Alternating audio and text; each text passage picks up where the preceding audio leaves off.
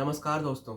आज से करीब 2000 साल पहले इंडिया में फॉर्म हुई थी एक सीक्रेट सोसाइटी जिसको हम आज जानते हैं द 9 अननोन मैन के नाम से। इस सोसाइटी का काम था to preserve the knowledge of the 9 books.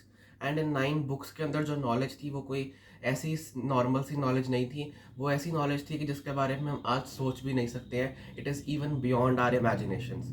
तो आइए आज की वीडियो में जानते हैं और ज़्यादा इन 9 अननोन मैन और इन 9 बुक्स के बारे में।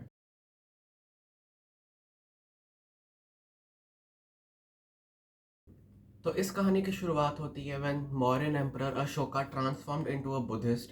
कुछ लोग कहते हैं कि अशोका ने कलिंगा वॉर के बाद जो डेथ्स हुई उसको देखकर बुद्धिस्ट में ट्रांसफॉर्मेशन किया।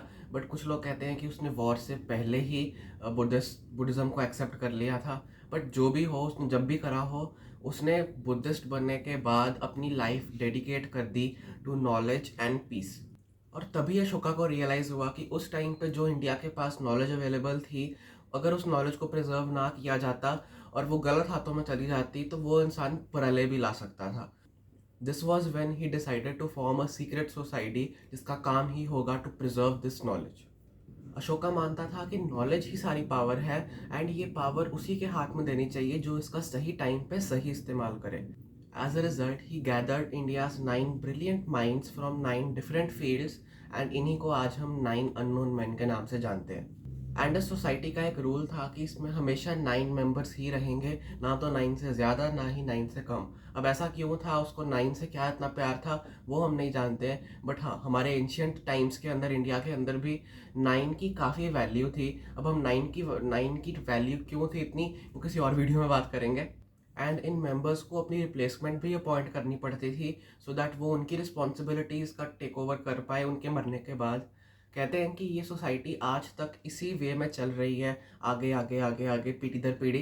एंड कुछ लोग ये भी मानते हैं कि इंडिया के Shri Vikram Sarabhai, the father of India space program and India's former president doctor APJ Abdul Kalam भी इस सोसाइटी का मेंबर रह चुके हैं।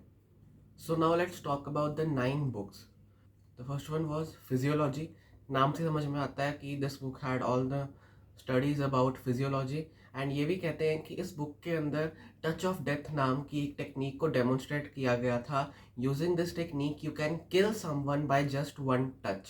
और ये भी कहते हैं कि मार्शल आर्ट फॉर्म जूडो भी इसी बुक से ओरिजिनेट हुआ है, उसकी शुरुआत भी इसी बुक से हुई थी। The second was communication. इस बुक में सभी कम्युनिकेशन मेथड्स के बारे में इंफॉर्मेशन थी। एंड ये भी कहते हैं कि इस बुक में there were ways which using which we can communicate with the aliens.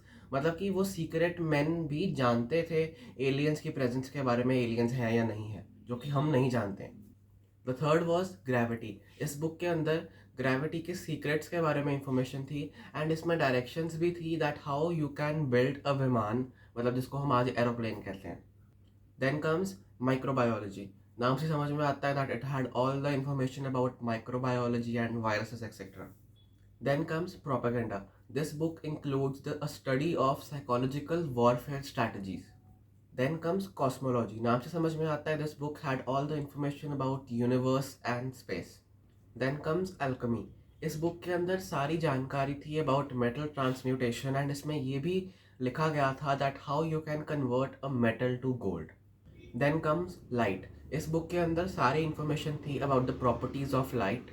And the last was sociology. ऐसी काफ़ी स्टोरीज है विच prove the existence of these 9 books and the 9 unknown man.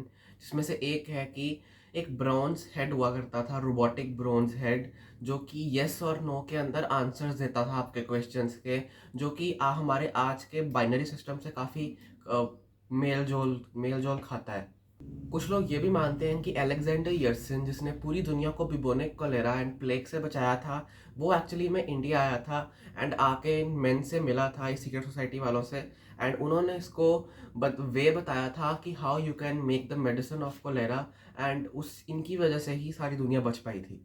And एक और बहुत इंटरेस्टिंग एंगल था, कुछ लोग मानते हैं कि इन 9 बुक्स के अंदर प्रूफ्स हैं कि एंशियंट टाइम के अंदर इंडिया के पास जो विमान थे, जो एयरप्लेन्स थे, they could even travel in outer space. तो मतलब हम सोच भी नहीं सकते हैं कि हमारा इंडिया कितना एडवांस हुआ करता था कि उस टाइम पे हमारे पास टेक्नोलॉजी थी टू ट्रैवल इन स्पेस। सो दोस्तों, आज के लिए इतना ही। कमेंट्स में जाके बताओ मुझे कि आपको इस सोसाइटी के बारे में क्या लगता है। Thank you.